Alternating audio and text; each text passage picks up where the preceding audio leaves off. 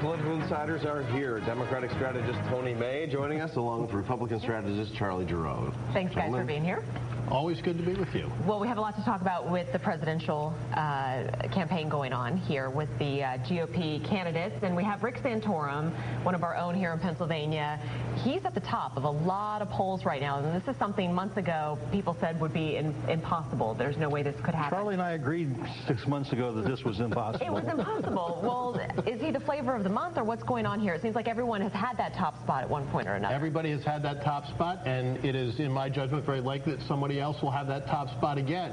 This has been a roller coaster ride.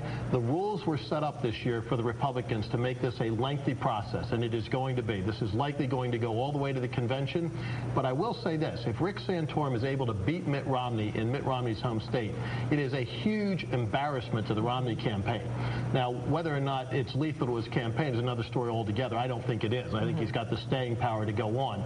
But this could be a big embarrassment. But ultimately, where Rick Santorum has to start winning is in the big primary states that actually yield delegates, because for all that's going on, he still only has a tiny little handful of delegates, and that ultimately is what matters. Mostly caucuses, and they can change their minds. I wanted to ask you the same thing. I mean, if he does lose in Michigan, is Romney going to have to fold it up? No, I don't think so, because what really drives this campaign for president on the Republican side is money. And as long as he is willing to dip into his personal treasure, he can keep going and go through these bad times. It's held him in good stead thus far. I think he'll be in for the long haul, and I think that he'll benefit by waiting, because Santorum is now getting the scrutiny that he didn't get earlier, several months ago. You saw over the past weekend where on the Sunday talk shows he was grilled about what he meant when he said X, Y, and Z.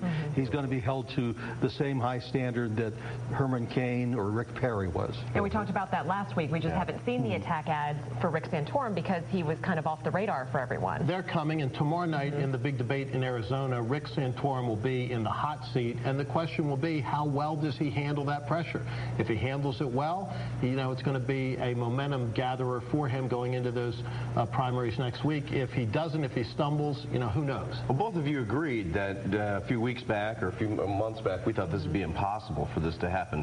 Why did it happen, Charlie? How did Santorum make his way to the top? Well, in large part because other candidates fell along the wayside, and it had always been viewed as a race to see who could beat Mitt Romney. I mean, as you know, I'm a Gingrich guy. I think he still has every opportunity to get back into this game. I think Super Tuesday is his opportunity, but right now it's Rick Santorum's moment to be the candidate opposite Mitt Romney.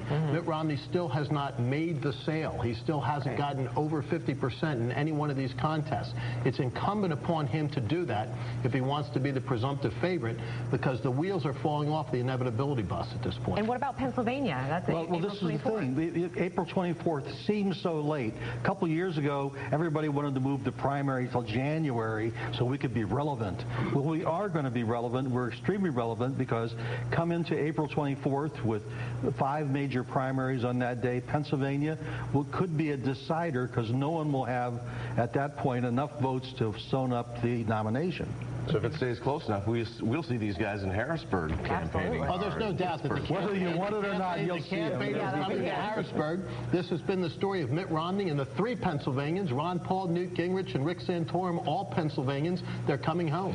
Real quick, how is Pennsylvania going to act with Rick Santorum, do you think? Because his track record here is not really great. No, and I think that's going to be a real problem for Rick Santorum. Just as Mitt Romney currently has a problem in Michigan, my sense is that Rick Santorum will have a problem in Pennsylvania. Much of the establishment here not for him. The Tea Party folks more leaning to Gingrich at this point. I think he's going to have to figure out a way to cobble together enough support to get through the middle. What do you think, Tony? Well, I think that Santorum has to be very careful not to talk about how tall the trees are in Pennsylvania or how much he likes lakes. Then you'll be okay. Uh-oh. All right. Okay. We'll have to wait and see what happens with that one. Thanks, Tony. And as always, you can catch our political insiders every Tuesday right here on CBS 21 News at 5:30.